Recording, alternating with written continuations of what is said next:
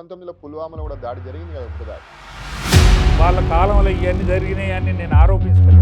ఒకవేళ నిజంగానే భారత్ పాకిస్తాన్కి యుద్ధం జరిగితే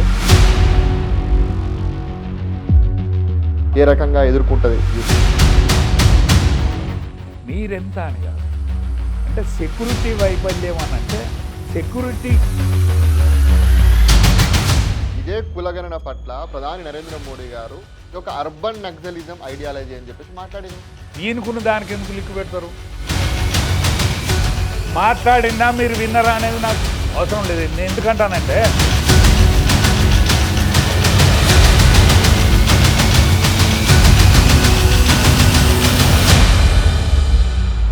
అప్పుడు విమర్శించిన నరేంద్ర మోడీ గారు ఇప్పుడు ఎందుకు చేస్తున్నారని చెప్పి ఎప్పటికీ బీసీలను అనగదొక్కాలనేటువంటి ఆలోచన నీ ఆలోచన లోపల ఎందుకు పుడుతుంది?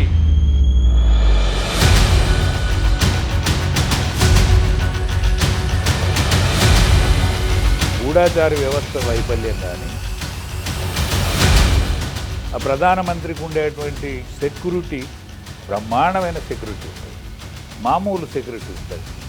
అటువంటి సెక్యూరిటీ ఉన్నటువంటి ప్రధానమంత్రి మర్డర్ అయ్యింది.